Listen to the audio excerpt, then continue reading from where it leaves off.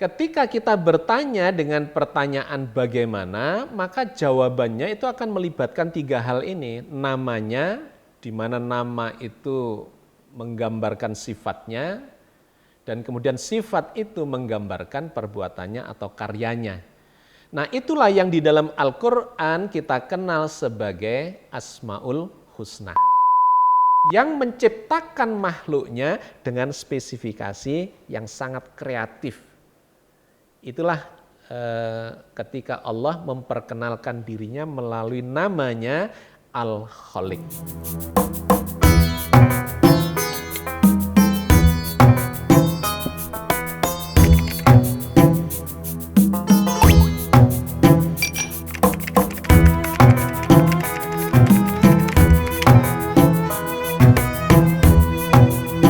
Assalamualaikum warahmatullahi wabarakatuh.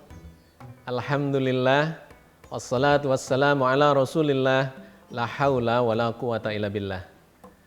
Sahabat Cangkir Tasawuf, kita memasuki episode yang ke-78. Kita akan melanjutkan kajian-kajian kita untuk mengenal Allah lebih dekat, lebih dalam, dari berbagai fenomena-fenomena yang ada di sekitar kita, dan khususnya kita mengambil rujukan utamanya dari dalam Al-Quran Al-Karim, dari firman-firman Allah yang memperkenalkan dirinya kepada makhluknya dengan bahasa makhluk. Kita sudah melakukan kajian itu beberapa kali ya, beberapa episode yang terakhir kita telah melakukan kajian kritis dengan mengambil beberapa poin highlight dari dalam buku saya yang berjudul Bersatu dengan Allah. Kita memang hanya bisa melakukan kajian itu secara sepotong ya, dengan harapan potongan-potongan ini akan membentuk puzzle ya. Puzzle itu adalah gambar yang utuh tetapi dipetak-petak, kemudian diacak-acak. Terus Anda disuruh menebak ini gambar apa. Kalau kita cuma mengambil sepotong maka kita nggak tahu itu gambar apa. Ataupun kalau tahu ya tahu sebagian. Semakin banyak kita mengambil potongan-potongan itu dan menyusunnya dengan benar, maka kita semakin tahu sebetulnya ini gambar apa ya. Semakin mendekati fakta dari gambar itu. Demikian juga Allah ketika memperkenalkan dirinya kepada makhluk itu menggunakan penjelasan-penjelasan yang sepotong-sepotong di berbagai surat, di berbagai ayat. Dan ini bukan hanya terkait dengan Allah, setiap Allah memberikan informasi petunjuknya di dalam Al-Quran selalu disampaikan secara terpotong-potong karena sebuah tema besar tentu nggak bisa disampaikan dalam waktu yang pendek, yang singkat, hanya beberapa kalimat. Karena itu Allah memberikan informasi, petunjuk, hikmah di surat ini ayat sekian, surat itu ayat sekian, surat yang lainnya lagi ayat sekian. Tetapi tema yang dibahas itu adalah sama. Tetapi mengenggelkannya ya, pemahamannya dalam angle yang berbeda-beda, dari depan, dari kanan, dari kiri, dari atas ya, bawah, muka, belakang. Nah, dengan kita mencoba mengambil sudut pandang yang berbeda-beda itu harapannya kita akan mendapatkan kepahaman yang lebih holistik. Ya, jadi ini perlu saya tegaskan karena kadang-kadang kita ini kurang sabar, baru bicara dari angle satu kita sudah mengkritik bahwa itu tidak holistik. Ya memang, karena ada angle lain lagi yang harus kita sampaikan, ada angle lain lagi yang harus disampaikan dan seterusnya. Ya, seperti sebuah puzzle, Anda baru ngambil 1-2 potong puzzle sudah mengkritik ini gambarnya bukan ini. Ya memang iya gitu. Harus semakin banyak potongan-potongan puzzle itu dikumpulkan, barulah nanti kita akan paham itu gambar apa ya. Oke, sahabat sekalian, kita sudah melakukan kajian tentang eksistensi Allah ini dengan memberikan pertanyaan-pertanyaan ilmiah untuk mengidentifikasi ya, identifikasi Allah itu memperkenalkan dirinya seperti apa. Dengan pertanyaan-pertanyaan di mana, bagaimana, ya kapan, apa, siapa. yang terbaru sebelum episode ini ya, di episode ke-77 kita sudah memberikan pertanyaan bagaimana Allah itu. Ketika kita bertanya dengan pertanyaan bagaimana, maka jawabannya itu akan melibatkan 3 hal ini. Namanya, di mana nama itu menggambarkan sifatnya, dan kemudian sifat itu menggambarkan perbuatannya atau karyanya. Nah, itulah yang di dalam Al-Quran kita kenal sebagai Asmaul Husna. Ya, karena itu di episode ini saya akan mencoba mengeksplor terkait dengan sifat-sifat Allah yang ada di dalam nama-namanya, yaitu Asmaul Husna. Sebelum ke sana, saya ingin menyampaikan satu ayat di dalam Al-Quran yang memberikan amanat kepada kita di dalam memahami ilmu-ilmu atau hikmah-hikmah yang disampaikan oleh Allah ini. Yaitu di dalam surat Al-Maidah ayat 35. A'udzubillahi minasyaitonirrajim. Bismillahirrahmanirrahim. Ya ayyuhalladzina amanuttaqullah wabtaghu ilaihil wasilah wajahidu fi sabilihi la'allakum tuflihun. Wahai orang-orang yang beriman, bertakwalah kalian kepada Allah dan carilah jalan untuk mendekatkan diri kepadanya dan bersungguh-sungguhlah kalian di jalannya agar kalian mendapatkan keberuntungan atau kemenangan. Sahabat sekalian, ayat ini sangat jelas memberikan amanat kepada kita bahwa kita ini diperintahkan untuk mencari jalan untuk mendekatkan diri kepada Allah. Dan menariknya yang dipanggil ini bukan sembarang orang, melainkan orang-orang yang beriman. Ya ayyuhalladzina amanu, wahai orang-orang yang beriman. Bukan ya ayyuhan nas, wahai manusia, bukan. Kalau ya ayyuhan nas itu bersifat umum. Kalau ini bersifat khusus kepada orang-orang yang beriman. Maka orang-orang yang tidak merasa beriman ya nggak usah melanjutkan kajian ini atau membaca kalimat berikutnya dari ayat itu. Karena dia tidak termasuk orang-orang yang dipanggil. Apa itu beriman? Beriman itu adalah orang yang yakin bahwa agama ini benar. Tetapi sebagaimana pernah kita bahas, orang yang yakin itu tidak bisa dipaksa untuk yakin, karena keyakinan itu muncul dari kepahaman. Hanya orang-orang yang pahamlah yang bisa memiliki keyakinan yang mantap. Kalau tidak paham, maka tidak akan pernah bisa yakin, kecuali terpaksa yakin atau diyakin-yakinkan. Ya, artinya itu belum meyakini. Yakin pasti datang dari kepahaman, dan kepahaman itu berasal atau berproses dari pembelajaran. Dan pembelajaran itu dikarenakan kita punya akal. Jadi itulah yang diamanatkan di dalam Al-Quran, gunakan akal untuk belajar sampai paham, kemudian yakin. Nah, orang-orang yang seperti ini yang disebut sebagai beriman dalam arti yang sesungguhnya. Yang kemudian dipanggil oleh ayat ini, surat Al-Maidah ayat 35.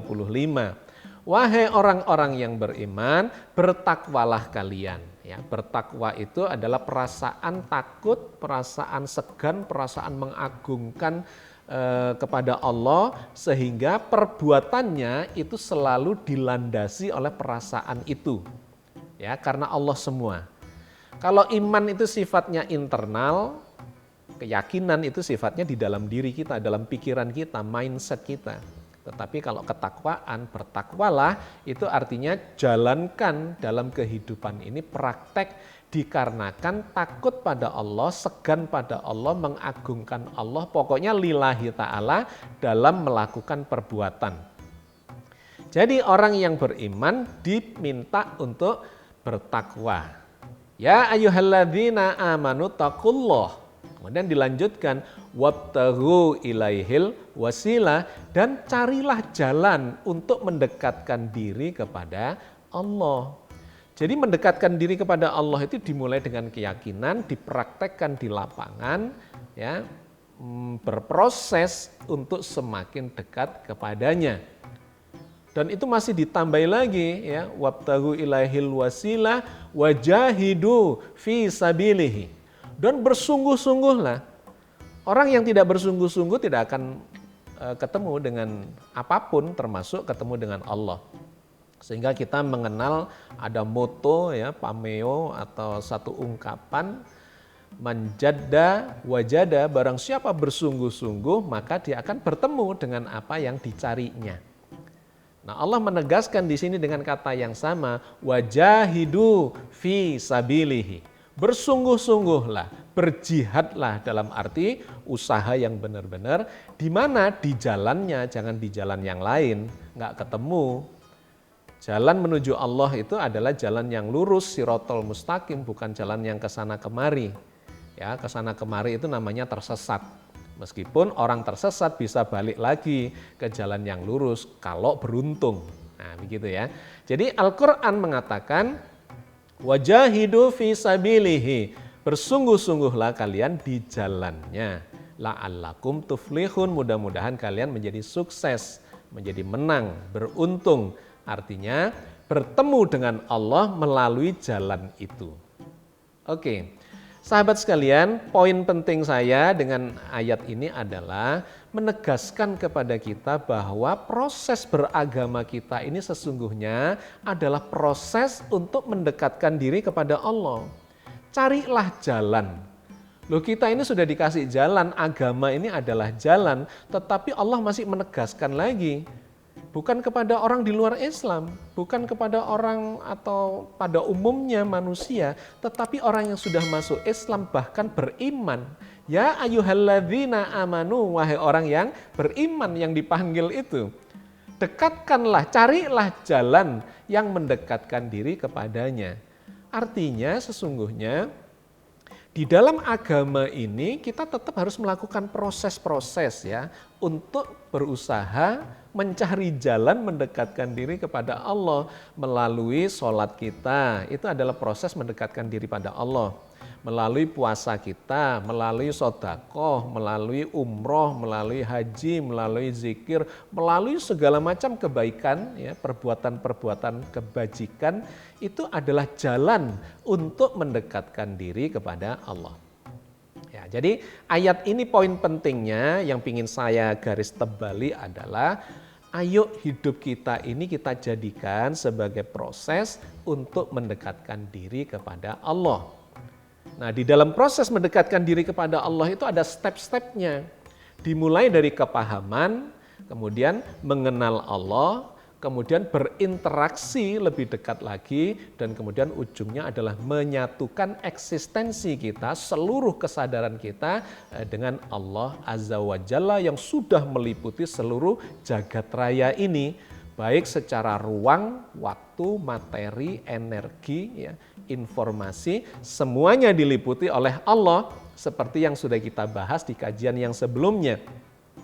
Di mana kita ini diliputi oleh Allah dalam jarak yang lebih dekat daripada yang tidak berjarak. Wa nahnu aqrabu ilaihi min hablil warid.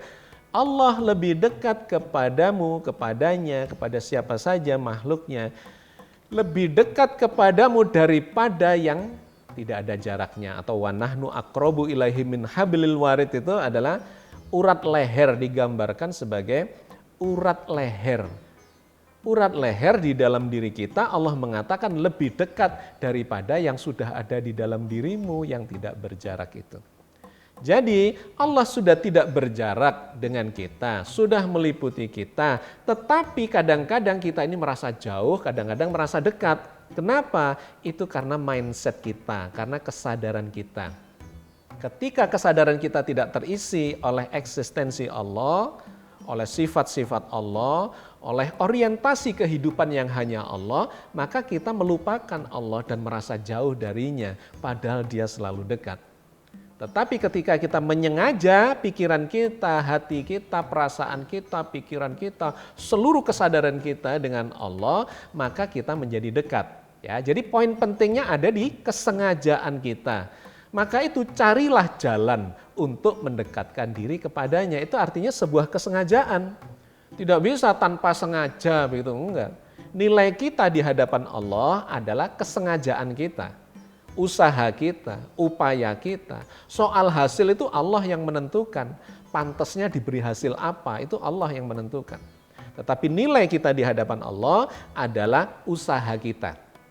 Ya, carilah jalan untuk mendekatkan diri kepada Allah melalui proses memahami secara keilmuan, ya, mengenal lebih dekat, berinteraksi lebih rapat, lebih sering, frekuensinya lebih banyak, dan kemudian kalau diteruskan itu akan qiyaman wa qu'udan wa ala junubihim, ya. Itu dalam keadaan berdiri, duduk maupun berbaring dia selalu ingat Allah. Nah, tentang ini kemudian Allah menjelentrehkan di ayat yang berbeda, ya, puzzle yang berbeda. Yaitu di dalam surat Ali Imran 190 191. Inna fi khalqis samawati wal ardi wahtilafil laili wan nahari la ayatil liulil albab. Alladzina yadhkurunallaha qiyaman wa qu'udan wa 'ala junubihim wa yatafakkaruna fi khalqis samawati wal ard rabbana ma khalaqta hadza batila subhanaka faqina azabannar. Sesungguhnya di dalam penciptaan langit dan bumi dan pergantian siang dan malam hari terdapat tanda-tanda bagi orang yang menggunakan akalnya, yaitu orang-orang yang senantiasa mengingat Allah dalam keadaan berdiri, duduk maupun berbaring, dan mereka bertafakur, berpikir tentang penciptaan langit dan bumi, kemudian berkesimpulan, ya Tuhan kami, tidak ada yang sia-sia segala yang Engkau ciptakan ini, maka hindarkanlah kami dari siksa api neraka. Sahabat sekalian, ayat ini sangat menarik karena menggambarkan orang yang disebut sebagai ulul albab, yaitu orang yang senantiasa mengingat Allah dalam keadaan berdiri, duduk, berbaring, dan kemudian dia juga bertafakur terhadap apa? Makhluk Allah, ciptaan Allah yang namanya langit dan bumi. Nah, di awal kalimat ayat-ayat itu Allah menggambarkan sesungguhnya di dalam penciptaan langit dan bumi dan pergantian malam dan siang hari terdapat tanda-tanda bagi orang yang mau berpikir atau orang-orang yang berakal. Jadi Allah itu memperkenalkan dirinya melalui tanda-tanda. Kenapa? Karena kemakhlukan kita ini, ya, panca indera kita, pikiran kita, perasaan kita, seluruh potensi kecerdasan kita yang intelektual maupun yang emosional, yang maupun yang spiritual, sesungguhnya itu tidak mampu mengidentifikasi atau mengenal atau menghadirkan Allah dalam kualitas derajat yang seutuhnya. Itu sudah pasti. Kenapa? Karena Allah itu meliputi kita semua. Jadi sesuatu yang diliputi oleh sesuatu yang lain pasti tidak bisa mewadahi yang meliputi. Ya, kalau dari segi ruang saja pasti yang meliputi itu lebih besar daripada yang diliputi. Karena itu Allah itu tidak akan pernah bisa dilihat oleh mata. Karena mata itu tidak akan mampu mewadahi eksistensi Allah. Allah tidak akan pernah bisa kita dengarkan dalam konteks kita mengenal Allah seluruhnya lewat panca indera kita, pendengaran kita. Karena pendengaran kita tidak mampu mewadahi. Jangankan terhadap eksistensi Allah. Telinga kita ini dikasih petasan yang besar di dekat telinga kita, gendang telinga kita pecah. Mata kita melihat sinar yang sangat terang, buta. Jadi ada keterbatasan itu. Sehingga ketika Nabi Musa itu ingin melihat Allah, nggak tahan itu namanya gunung, ya, puncak gunung atau bukit yang ada di dekat Nabi Musa itu hancur ketika Allah bertajalli atau menampakkan dirinya, ya, kepada makhluk. Nggak mampu mewadahi. Karena itu Al-Quran senantiasa mengatakan melalui tanda-tanda. Nah, tanda-tandanya itu di mana? Tanda-tandanya itu dihamparkan oleh Allah di langit dan di bumi dalam segala ciptaannya. Karena itu ayat ini tadi mengatakan inna fi khalqis samawati wal ardi wahtilafil laili wan nahari la ayatil liulil albab. Sesungguhnya dalam penciptaan langit dan bumi, pergantian siang dan malam hari terdapat tanda-tanda bagi orang yang berpikir atau yang berakal, yaitu orang yang senantiasa ingat Allah. Nah, dia harus mengingat Allah dulu, keadaan berdiri, duduk, berbaring, tetapi tanda-tanda itu harus difahami melalui tafakur. Karena itu enggak cukup itu tadi digambarkan mengingat Allah dalam keadaan berdiri, duduk, berbaring, masih ditambahi wa yatafakkaruna fi khalqis samawati wal ard. Dan dia bertafakur terhadap ciptaan Allah. Karena tanda-tanda kehadiran Allah itu ada di ciptaannya itu. Karena kita tidak bisa menjangkau Allah itu. Meskipun Allah sudah meliputi kita dalam jarak yang sangat dekat, yang tidak ada jaraknya lagi, karena kita sudah larut di dalam eksistensinya. Ya, ini ayat kedua yang sangat penting yang saya garis bawahi, bahwa Allah memperkenalkan dirinya supaya kita paham dengan bahasa makhluknya, dan itu pun ditambahi lagi dengan tanda-tanda. Apa yang kita kenal dari Allah, kita fahami dari eksistensi Allah, itu sebenarnya cuma tanda-tanda belaka. Tetapi dengan tanda-tanda inilah yang Allah akan menghantarkan kita untuk lebih dekat kepadanya. Lebih paham, lebih kenal, lebih dekat, dan satu ketika kita akan meleburkan seluruh kesadaran dan eksistensi kita di dalam eksistensinya. Oke, itu ayat yang kedua. Nah, di ayat yang ketiga Allah berfirman di dalam surat Al-Hasyr ayat 24. Wallahul khaliqul bari'ul musawwir lahul asma'ul husna yusabbihu lahu ma fis samawati wal ardi wa huwal azizul hakim. Dialah Allah yang maha pencipta, yang maha mengadakan, yang maha membentuk rupa. Baginya lah asmaul husna. Dan bertasbih kepadanya seluruh makhluk yang ada di langit dan di bumi. Dan dia maha perkasa lagi maha bijaksana. Sahabat sekalian, jadi menarik ayat ini kemudian menceritakan sifat Allah yang dikenal dengan asmaul husna. Asmaul husna artinya adalah nama-nama yang baik bagi Allah.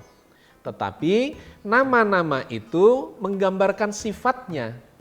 Dan sifat itu diaplikasikan, diterapkan untuk melakukan atau mulai dari mencipta makhluknya, memeliharanya dan seterusnya sampai suatu kelak akan meniadakan kembali yang ada hanya Allah karena semuanya akan kembali kepadanya. Sahabat sekalian, ayat itu dimulai dengan kalimat yang menunjuk kepada Allah sendiri. Wallahul khaliqul bari'ul musawwir. Dialah Allah. Ya, jadi langsung bertauhid, langsung menunjuk kepada Allah. Tidak ada yang lain. Yang ditunjuk adalah Allah. Siapa Allah itu? Wallahul khaliqul bari'ul musawwir. Dialah al-khaliq, al-bari', al-musawwir. Jadi langsung digandeng 3 sifat atau 3 nama dalam Asmaul Husna ini untuk memberikan gambaran yang lebih utuh dibandingkan satu persatu. Apa bedanya antara Al-Khaliq dengan Al-Bari dengan Al-Musawwir? Al-Khaliq itu artinya maha pencipta. Al-Bari itu artinya adalah maha mengadakan. Al-Musawwir artinya adalah maha membentuk rupa. Ya, jadi kalau kita lihat ini sepintas seperti tidak ada bedanya. Tetapi sebetulnya itu memiliki penekanan makna yang berbeda. Al-Khaliq, maha pencipta, itu adalah menggambarkan Tuhan yang menciptakan segala makhluknya dengan tatanan, dengan desain, ya, dengan cetak biru, blueprint tertentu. Jadi mencipta dalam bahasa Inggrisnya adalah meng-create ya. Create dan kemudian kaitannya dengan kreatif. Maka di sana ada spesifikasi. Jadi sebuah ciptaan itu selalu ada spesifikasinya. Kenapa manusia itu bentuknya seperti ini? Kepalanya bulat begitu, tangannya 2, jarinya 5, kakinya 2, ya, kemudian ruas tulang belakangnya harus sekian, kemudian banyak sendi-sendinya supaya bisa berjalan, kemudian tersusun dari 200-an jenis sel yang berbeda-beda, mulai dari sel rambut, sel mata, sel otak, sel saraf, ya, sel kulit, sel daging, sel darah, dan seterusnya sampai ujung kuku kita. Itu adalah spesifikasi dari ciptaan Allah. Jadi ketika Allah mengatakan atau memperkenalkan dirinya sebagai Al-Khaliq, maka kita mengarah, ya, pemahaman kita, persepsi kita mengarah kepada Allah adalah Sang Maha Pencipta yang menciptakan makhluknya dengan spesifikasi yang sangat detail. Sehingga di ayat yang berbeda digambarkan Allah itu menciptakan makhluknya dengan faqaddarahu taqdira, menciptakan dengan kadar spesifikasi yang serapi-rapinya, sedetail-detailnya. Bukan hanya manusia, juga tumbuhan. Spesifikasinya luar biasa itu. Varian yang ada di dunia tumbuhan itu ada jutaan, ya, jutaan variasi. Itu dengan spesifikasi yang berbeda-beda, bahkan mungkin miliaran, ya, karena banyak yang kita belum tahu tentang ciptaan Allah di jagat raya ini, termasuk makhluk hidup di muka bumi ini, bahkan binatang dengan spesies yang berbeda-beda. Bahkan benda-benda mati dan seterusnya. Jagat raya, materi, energi, ruang, waktu, informasi. Sang Maha Pencipta itu menunjukkan kepada kepiawaian, ya, keahlian, kepakaran, atau entah lagi, tidak ada lagi istilah yang bisa menggambarkan Allah. Makanya cuma ditambah dengan maha, gitu. Maha kreatif, maha ilmuwan, maha segala-galanya, yang menciptakan makhluknya dengan spesifikasi yang sangat kreatif. Itulah ketika Allah memperkenalkan dirinya melalui namanya Al-Khaliq, yang Maha Pencipta. Sedangkan Al-Bari itu bermakna Maha Mengadakan. Artinya tadinya tidak ada. Loh, tidak ada itu di mana? Ya, sebagai manusia tidak ada. Yang ada Allah. Karena itu sudah saya katakan di episode-episode yang lalu, bahwa kita yang tidak ada, ya, sebagai manusia kita tidak ada, itu berasal dari Allah yang Maha Ada. Nggak ada bahan lain. Karena Allah menciptakan segala sesuatu itu ada bahannya. Bahannya dari mana? Ya dari eksistensi Allah sendiri. Nah, disinilah kemudian makna dari Al-Bari. Allah itu Maha Mengadakan. Dari tidak ada sebagai manusia, ya, tidak ada, kemudian diadakan dari dirinya. Itu gambaran dari sifat Al-Bari. Jadi sesungguhnya makhluk itu adalah sesuatu yang baru, kan begitu, ya, gambaran. Jadi sifat makhluk dengan Allah yang berbeda itu adalah Allah itu bersifat qidam, ya, atau qadim, yang selamanya ada, dari dulu ada dan tidak akan pernah tidak ada. Pokoknya maha ada. Sedangkan makhluk itu bersifat baru. Baru itu dulunya tidak ada, kemudian diadakan. Nah, sebagai contohnya kalau dalam benda-benda mati di sekitar kita, ya, misalnya nih, air itu adalah H2O. H-nya sudah ada, O-nya sudah ada. Tetapi kalau H dan O ini tidak digabungkan menjadi H2O, maka air itu tidak ada. Tetapi H itu kan ada dulunya. Oksigen juga ada sebagaimana hidrogen. Tetapi makhluk yang namanya air itu baru ada kalau hidrogen ketemu dengan oksigen dengan kondisi persyaratan tertentu sehingga terbentuklah H2O. Jadi air itu dulunya nggak ada, yang ada adalah hidrogen dan oksigen. Nah, kurang lebih samalah, ya. Yang ada itu Allah, gitu ya. Yang ada adalah Allah yang maha ada, manusia itu belum ada. Begitu diciptakan, maka menjadi ada. Diadakan oleh Al-Bari, Allah yang maha mengadakan. Ya, itu yang kedua. Bedanya Al-Bari dengan Al-Khaliq. Dan yang ketiga, kemudian Allah memperkenalkan dirinya sebagai Al-Musawwir, yaitu yang maha membentuk rupa. Nah, di dalam desain penciptaan itu kemudian ada bentuknya. Manusia itu bentuknya begini, ya, dibikin yang fi ahsani takwim, kata Allah. Dibuat yang sebaik-baiknya, seindah-indahnya, sebagus-bagusnya. Jagat raya dibentuk dengan bentuk yang seperti ini. Planet dibentuk bentuknya bulat bukan mendatar, ya. Bumi ini bulat bukan datar. Itu dibentuk oleh Allah Al-Musawwir. Nah, Allah kemudian memperkenalkan dirinya ini dalam satu paket supaya kita mendapat gambaran lebih konkret, lebih jelas, lebih holistik, ya, dan komprehensif. Dialah Allah, huwallahul khaliqul bari'ul musawwir. Dialah Allah yang maha mencipta dengan segala macam spesifikasinya. Dialah yang mengadakan dari tidak ada menjadi ada. Dan dialah yang membentuk rupa dari segala makhluk ciptaannya. Lahul asma'ul husna, baginya lah nama-nama yang baik itu. Asma'ul husna. Maka sahabat sekalian, kalau kita ingin mengenal Allah lebih dekat, salah satu caranya adalah dengan mengkaji sifat-sifat Asmaul Husna itu. Semuanya atau sebanyak-banyaknya. Karena kalau kita cuma membahas satu, maka kita hanya dapat sepotong, sebagian dari kefahaman kita terhadap Allah. Sepotong lagi atau menjadi 2 potong menjadi lebih baik, 10 potong dan seterusnya. Maka semakin banyak itu akan mengumpulkan puzzle-puzzle yang ketika kita susun, kita tata dengan baik, itu akan memberikan gambaran komprehensif yang lebih holistik kepada kita. Mudah-mudahan sedikit yang kita bahas di episode ini memberikan gambaran yang baik kepada kita, pemahaman yang baik, dan mudah-mudahan Allah senantiasa membimbing kita di atas jalannya untuk terus berusaha memahami Allah, mengenal Allah, dan mencari jalan untuk mendekatkan diri kepadanya. Mudah-mudahan kapanpun kita kembali kepada Allah dalam kualitas terbaik kita, dalam keadaan yang husnul khatimah. Amin. Assalamualaikum warahmatullahi wabarakatuh.